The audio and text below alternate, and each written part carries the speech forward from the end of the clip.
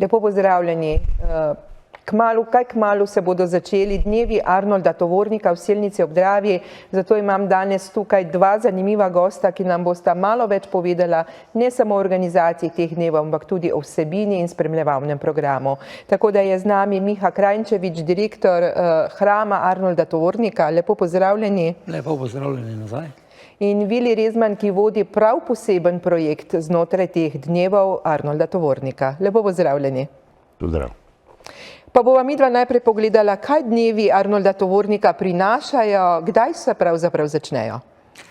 Se pravi, 8. izvedba v spomin na tega igralca, ki seveda bil rojen v Selnici ob Dravi, prinašajo na nek način veselje ponovno v Hram kulture, ki je seveda imenovan po njem, pričnejo se 10. marca v petek in potem se zvrsti teh 6 dni, se pravi Špas teater dvakrat gostuje pri nas za predstavo Vročica Boing Boing, potem ima Martina Ipša seveda novo predstavo, vsi smo nori razen mi, ali nas, ali tako nekako. Potem je Mojca Fatur kot najkomedijantka, za predstavo Nikoli ni prepozno, Vid Valič in na koncu ena glasbena komedija z Gojcem v glavni vlogi, Moj život je rock and roll.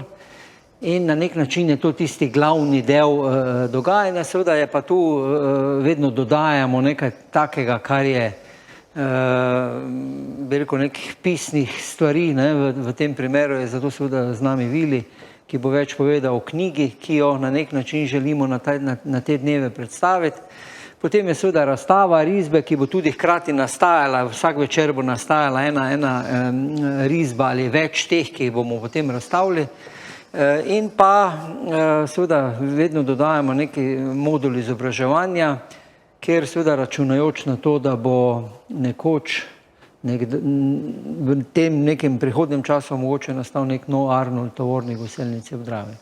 Tako, vrnila se bova še nazaj k komedijam, pa bomo zdaj izkoristili gospoda Rezmana. Povejte, o kakšnem projektu pri vas je govora, torej nastaja besedilo ali je že napisano? No, tudi jaz se rad kdaj nasmejim, tako da nimam nič zoper komedije. Je pa res, da se jaz vključujem v delo Hrama bolj z drugimi projekti. Organizirali smo skupaj celo vrsto strokovnih znanstvenih simpozij, pripravljamo knjige, razstave, fotografske in drugačne. In to mi daje možnost, da tisto, kar me tudi sicer zanima, na primer življenje velikih osebnosti iz našega okolja, lahko skupaj z drugimi tam raziskujem in kasneje tudi predstavim. Nekaj let nazaj je bil to pač Arnold Tovornik, v katerem smo knjižico izdali, pripravili vrsto tudi etnoloških pogovorov. Sedaj pa se ukvarjamo z njegovo najbrž najljubšo partnerico v gledališču, Angelco Janko Jenčič. Skupaj sta tudi največ iger odigrala, preko 60 različnih vlog. In ta knjiga je že nastala. Prav danes po noči je šla v tisk, da bo lahko še v pravem času, torej pred začetkom Arnoldovih dnevov v Selnici, tudi na mizah in v rokah tistih, ki jo bodo želeli brati. Posvetili ste se pa verjetno v tej knjigi ne samo dramskemu delu, ampak tudi življenju? Knjiga je večplastna, tudi avtorjev je več, med drugim recimo je svoj krajši prispevek napisal tudi Tone Partljič, ki je tudi delal za Angelco Janko Jenčič seveda. In mi smo želeli predstaviti v tej knjigi Angelco po njenih različnih vlogah. Jasno je, da je največ prispevala v gledališču, zelo veliko tudi na radiju, ko je sodelovala v mariborskem radijskem feljtonu leta in leta, pravzaprav desetletja. Tudi na filmu je bila, na filmskem področju je bila prisotna. Vsi, ki so jo poznali, pa so prav posebej cenili njeno osebnost. In to osebnost skušamo razgrniti v tej knjigi in jo predstaviti skozi različne citate, ki jih povzemamo po najpomembnejših slovenskih literarnih in drugih kritikih, gledaliških seveda.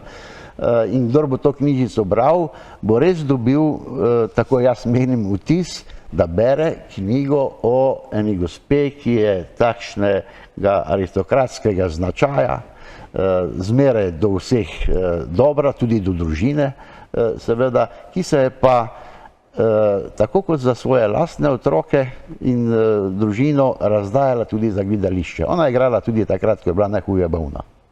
Tako, pa zdaj, če pogledamo nazaj v gledališče in na komedije, torej našteli ste, katere vse bodo, kako pa lahko obiskovalci, gledalci pridajo na te predstave? Z lahkoto. Se pravi, do informacij je najlažje priti preko naše spletne strani, se pravi www.hramkulture.si.